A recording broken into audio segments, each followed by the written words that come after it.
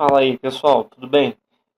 Nesse vídeo, eu vou abordar um assunto que eu sinto que a galera também tem bastante dificuldade para entender, que como é que se monta gráfico de dissociação das espécies.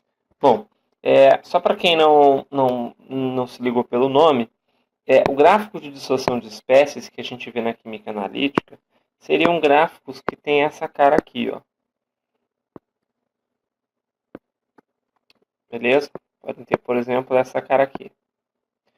Tudo bem? São gráficos bem comuns, né, na química analítica e são gráficos bem é, interessantes, mas que a galera tem bastante dificuldade em entender como se monta e, enfim, por que a gente faz do jeito que faz. E a ideia é tentar ajudar um pouquinho vocês nisso. Bom, para isso eu vou resolver essa questão que está aparecendo aí na tela. Só que eu não vou resolver ela toda, porque depois ela pergunta a respeito da como é que se chama o íon de carga zero. Isso eu não vou entrar, eu não vou falar disso aqui, mas eu vou me restringir a esse início, em que ele é pedido para montar o gráfico, tá? E explicar os pontos usados. Bom, aqui a gente tem também um gráfico que você iria montar. Isso aqui é uma questão de prova, né? Bom, eu vou ver se eu consigo usar essas mesmas linhas e tal para colocar aqui para ficar mais bonitinho. Mas enfim, gente, bom, esse ácido que está sendo usado aí, ele é um ácido diprótico e a gente nota isso facilmente porque a gente tem dois pKa's, tudo bem? Então, se a gente tem dois pKa's, quer dizer que esse ácido ele se dissocia duas vezes, logo ele vai ser diprótico, tudo bem? Bom, eu não vou entrar em detalhes aqui sobre equação, enfim, como é que se chega em equação e tal, mas, mas eu vou, enfim, vamos começar aqui, vamos, né, descrever a reação, aquela história toda, tá? Então, primeiro, né, é um ácido diprótico, então eu posso abreviar como sendo uma coisa do tipo H2A, tudo bem? Vai se dissociar duas vezes, então ele reage com água uma vez, né, e forma a sua base conjugada, que seria o HA- e H3O+, e o HA- pode reagir mais uma vez com a água, que vai resultar na base conjugada do HA, tudo bem? E mais H3O+ na solução. Bom, vou colocar aqui as constantes, que eu sempre gosto de falar isso. Eu coloco elas acima das setas reacionais apenas por uma razão didática, tá, gente? Essa parte em cima das setas a gente separa para normalmente colocar outras informações da reação, tudo bem? Mas eu coloco aqui só porque eu acho que didaticamente é legal para a galera entender, tudo bem? Bom, além disso, né, aquela história, a gente teria a água reagindo com ela mesma, e enfim, o balanço de carga, essas coisas. Bom, eu não vou entrar em detalhes a respeito disso aqui, tudo bem? Porque essas equações e a dedução delas são, digamos assim, são uma receita de bolo, tá? Mas, obviamente, se tiver tempo e se vocês quiserem, é só me falar nos comentários que eu posso sim fazer vídeo explicando como é que se deduz, como é que se chega nas fórmulas, enfim. Enquanto isso, não tem problema. Bom, então pulando aqui uns 15 minutos de dedução, a gente chega aos alfas, que a gente chama, né, que seriam as frações dissociadas. O alfa zero, que eu também gosto de colocar, que é o alfa do H2A, que no caso seria a quantidade da espécie que não reagiu, né, da espécie não dissociada, que vai ser escrito como, no caso desse ácido diprótico, tá, gente?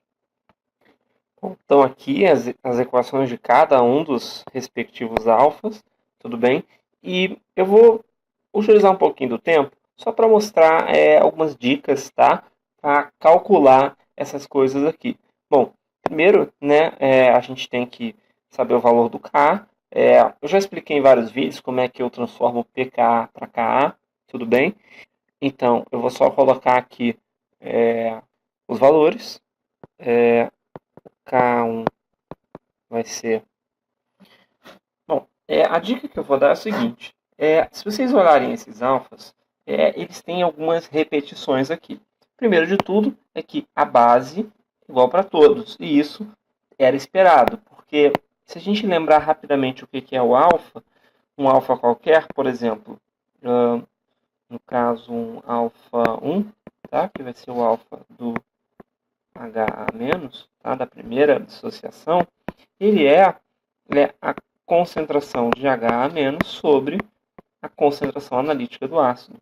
E se a gente está falando do alfa 2, tá? Que vai ser sobre a última espécie dissociada, no caso desse ácido diprótico, vai ser a concentração do A2- sobre a concentração analítica da solução. Então, percebam que a concentração analítica está dividindo todo mundo. Tá? Então, era de se esperar de que o denominador fosse igual para todos. Tá? E eu quero chamar a atenção para vocês, aí já até uma dica de como descrever esses caras, é que no caso do alfa zero, ele seria o primeiro alfa. E quando a gente organiza o denominador dessa forma aqui, vocês vão ver que o numerador do alfa zero é o primeiro termo aqui do denominador. Tudo bem? O alfa 1 seria o segundo alfa. Então, o termo do numerador vai ser o segundo termo do denominador. E, por fim, o alfa 2, o último termo, vai ser também... O numerador vai ser também o último termo do denominador. Tudo bem? Enfim, isso é só uma dica também, se vocês quiserem depois, quando eu for falar de... se vocês quiserem um vídeo sobre demonstração de como chegar nessas equações, eu posso falar sobre essas dicas, tá?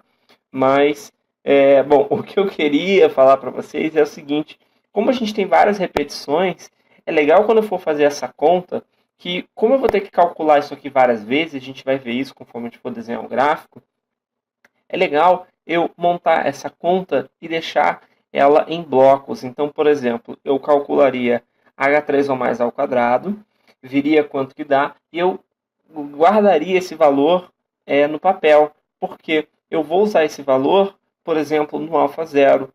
E depois, quando eu for fazer a conta do denominador, cada um dos termos do denominador eu vou usar como numerador em algum dos alfas. Então é bom eu separar cada uma das contas, tá? Bom, enfim. Bom, vamos ao gráfico propriamente dito, né, gente? Vocês vão perceber que na questão ele pergunta assim, explicando os pontos usados. E é porque o que acontece, gente? Um gráfico desses vai de pH 0 até 14. Então, eu tenho muitos pontos, né? E eu fiz um esboço ali antes, é um gráfico normal, com milhões e milhões de pontos. Só que a gente não vai pegar milhões de pontos, a gente vai ter que pegar alguns pontos específicos, tá bom? E, bom, primeiro eu quero só pensar com vocês o seguinte, olha só. Se eu falo para vocês que o meu pH por exemplo, 3, bom, vocês, beleza, pH igual a 3, vocês conseguem ir naquele gráfico, né, que seria, por exemplo, dessa questão da prova, e encontrar ali o pH igual a 3. E agora, se eu digo para vocês pH igual a pKa1, bom, acredite, a galera às vezes tem dificuldade de entender que pKa, apesar de ser um nome, ele está relacionado a ele um valor, o valor de 2,6. Então, quando eu digo pH igual a pKa1, eu estou dizendo, na verdade, que pH é igual a 2,6. Da mesma forma que se eu escrevo pH igual a pKa1 mais 2, eu estou dizendo, então, que o meu pH é 4,6. Tudo bem? Bom, tirando isso, a gente vai montar uma tabela para montar esse gráfico. Tudo bem?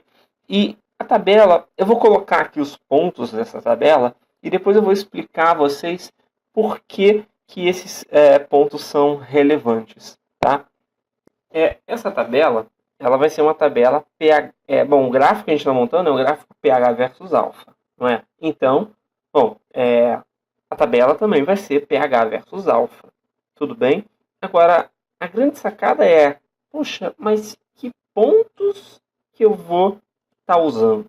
Bom, essa tabela tá meio ruim de ver porque eu fiz na mão, mas ela tem 10 linhas, tudo bem? Por quê? A gente tem um ácido diprótico, não tem? Então, ele tem 2 pKa's, não é verdade? E a gente tem que, para cada pKa, a gente vai ter mais ou menos, a gente vai ter, na verdade, 5 pontos que são importantes, tá? Mas eu quero só fazer uma observação que é a seguinte. Aqui eu vou estar montando com vocês um gráfico, digamos assim, comum, tá? Esse é um gráfico mais comum, mais simples, tudo bem? Se de repente a gente está falando de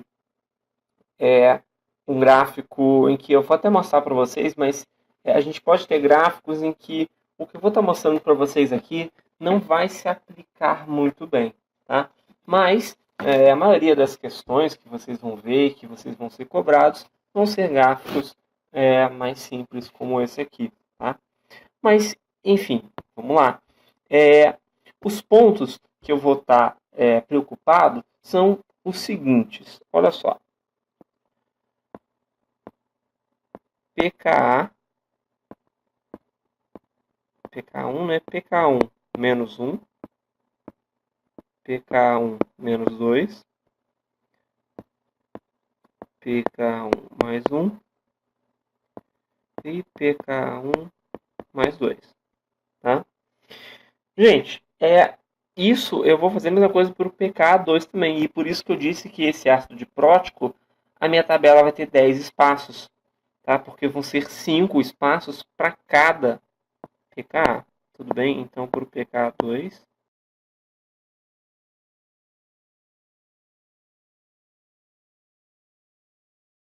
quando for montar o gráfico, vai fazer mais sentido porque que esses são pontos específicos. Mas eu já vou adiantando que esses são pontos específicos porque são os pontos em que acontecem alterações, digamos assim, substanciais nos meus valores dos alfas. Tudo bem? O gráfico, obviamente, vão ter milhares de pontos, mas com esses 5, no caso 10 pontos, eu já consigo fazer um bom esboço do meu gráfico. Tudo bem? Bom, então vamos lá. Agora é a parte que cansa a tua calculadora, porque você tem que calcular os teus alfas para cada um desses pHs. Bom, e aí você já pode pensar, caramba, ferrou. Cada equação dessa eu vou ter que fazer 3 vezes para cada pK, sendo que são 10, dão 30. Calma, calma, meu jovem. Olha só. A gente pode usar um pouquinho do nosso conhecimento da química e da matemática para ajudar. A primeira coisa é, alfa é a fração dissociada, não é verdade? Só que, se, por exemplo, se o meu alfa zero deu 100%, ou no caso 1, isso quer dizer então que alfa 1 e alfa 2 tem que ser zero, porque se, se eu somar todos eles, eu tenho que dar 100%. Isso digamos assim, isso é lógico. Pensa o seguinte, eu tinha uma bola, eu dividi ela em 3 pedaços. Tá? Eu não sei o tamanho desses pedaços, tudo bem. Mas eu sei que se eu juntar esses 3 e eu somar eles, eu vou ter, no caso, por exemplo, a gente está falando de massa, tá? Se eu pegar esses 3 pedaços e somar eles, eu vou ter a massa total da bola inicial de novo. Então, por exemplo, se a bola pesava 1 kg e um dos pedaços tem 999 gramas, eu sei que os outros 2 pedaços somados vai dar só aquela 1 gramazinha que está faltando. Tudo bem? E aí a gente pode até pensar o seguinte, mas 1 grama frente àqueles 999 é praticamente nada. Na verdade, então eu posso até dizer que a minha bola teria se dividido praticamente em um pedaço só. Porque, no caso, não teria se dividido então, né? Mas, enfim, vamos botar isso nas contas, que vai ficar mais claro. Olha só, gente, esse alfa zero, eu vou calcular aqui rapidamente. Espera aí um segundo. Então, gente, calculei aqui os alfas. E só uma observação que eu percebi aqui. Aqui o K1, eu esqueci aqui o sinal. É elevado a menos 3, tá? Bom, enfim, calculei aqui os alfas. E, pô, gente, olha só. O alfa zero deu 0,99. Isso quer dizer que a soma do alfa 1 mais o alfa 2 tem que dar o restante para dar 1, que seria 0,01. Tudo bem? Então, pô, eu calculei aqui o alfa 1 e o alfa 2, mas a gente pode meio que aproximar. Pô, vocês concordam comigo que eu aproximar isso aqui para 1 e esses outros dois alfas para 0 não é uma aproximação muito horrenda, porque os valores são muito baixos. O alfa 2, então, mínimo, tá? Então, olha só. É legal a gente ter isso aqui guardado na nossa cabeça, que alfa 0 mais alfa 1 mais alfa 2 tem que dar 1. Isso vai ajudar a gente a fazer muito menos conta, tá? Bom, eu vou preencher o restante aqui dessa tabela, tá? Fazendo algumas aproximações, tudo bem? E aí eu volto com a tabela já preenchida.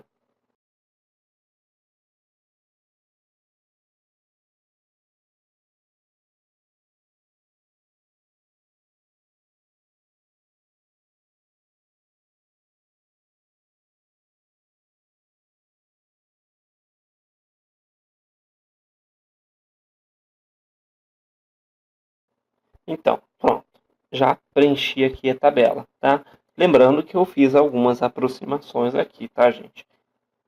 Agora, se a gente fosse montar esse gráfico, a gente vai começar a ver as paradas interessantes acontecendo. Eu vou tentar montar aqui na mão, vamos ver como é que fica.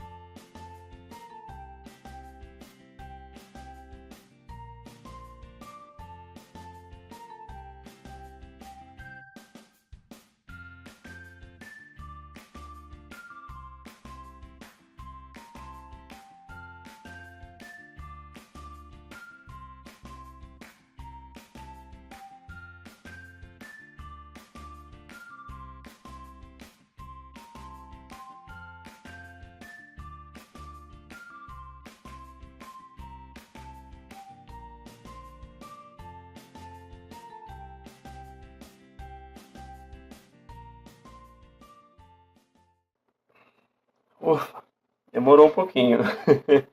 Bom, então tá. Agora vamos começar a marcar os pontos. E detalhe, tá, gente? Aqui no eixo X, né? Na abscissa, eu coloquei, vocês percebam que o pH eu já coloquei igual tá na nossa tabela. pK1 menos 2, pK1 menos 1, tudo bem?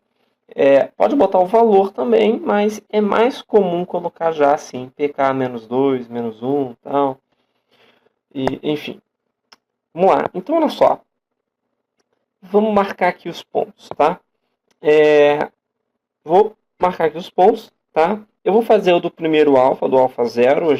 Eu vou desenhar ele aqui, o alfa 0 e o alfa 1. E depois eu vou cortar para desenhar o outro. Bom, então vamos lá. Primeiro ponto, o alfa 0 em em pH igual a pK1 menos 2, ele é 1. Então vou colocar aqui no 1, tá? Depois, no próximo ponto, ele vai para 0,9, no próximo 0,5, 0,1 e por fim ele vai para 0 e ele continua no 0. Já o outro alfa, o alfa 1, ele começa em 0, vai para 0,1, fica no 0,5, depois vai para 0,1 e depois vai para 0. Perceba que quando o alfa 0 é 0,9, o alfa 1 é mais ou menos 0,1, desculpe, e a soma deles dá 1. E bom, isso era esperado, né? Porque, como está ali escrito em vermelho, a soma de todos os alfas tem que ser sempre 1. Tudo bem? Bom, agora vamos desenhar. E agora eu torço para não fazer cagada, porque apagar isso aqui vai ser uma desgraça. Vamos lá. Eu vou fazer o alfa 0 de azul. Vamos lá. Deixa eu pegar aqui.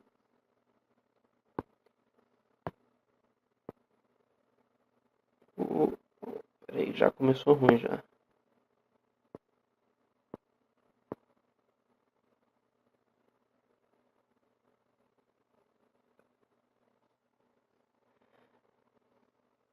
Então, vou colocar aqui.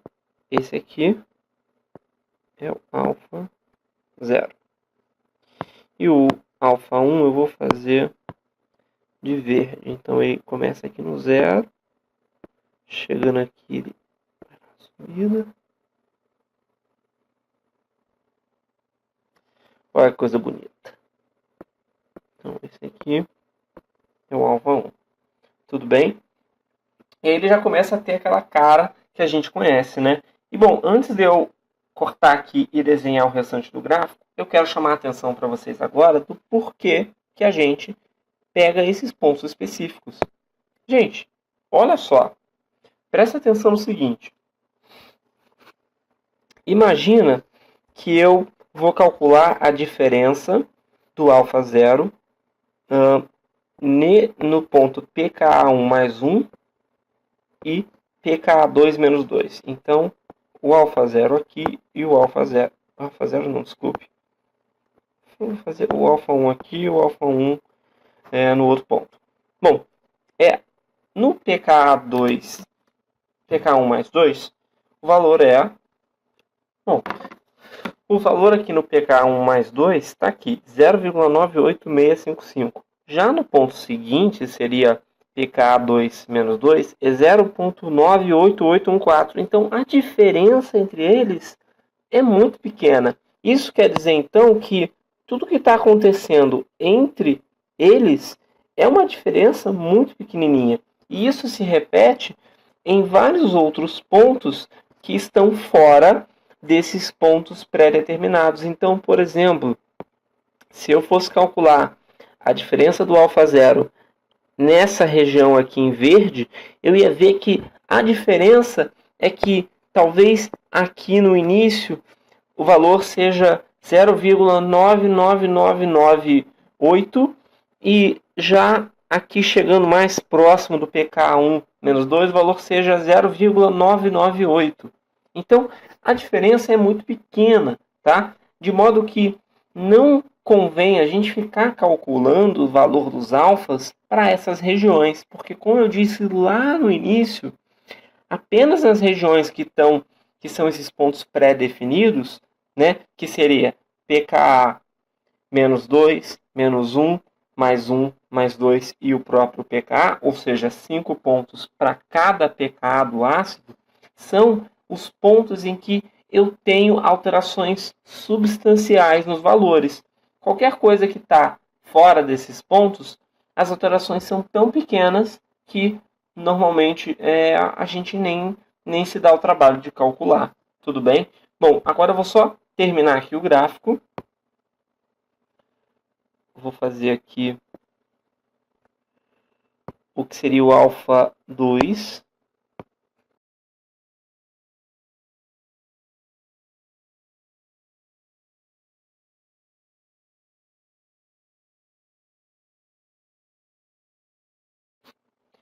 Bom, beleza, gente? Então, esse aí é o nosso gráfico. Então, eu sei que eu já falei isso bastante, mas eu vou reforçar porque é a parada que a galera mais tem dúvida a respeito dos pontos. Olha só, para cada pKa que o meu ácido tem, a gente vai ter 5 pontos, tá? Vou botar aqui 5 pontos. Tudo bem? Esses pontos são pKa-2,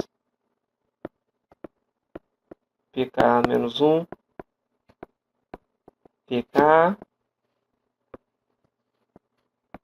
e vamos, mais um,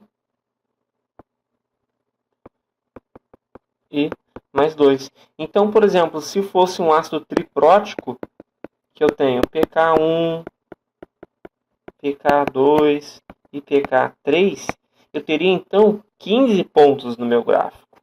Tudo bem? Bom, gente, é isso aí. Qualquer dúvida, só colocar aí nos comentários, tá? Valeu, gente. Até a próxima.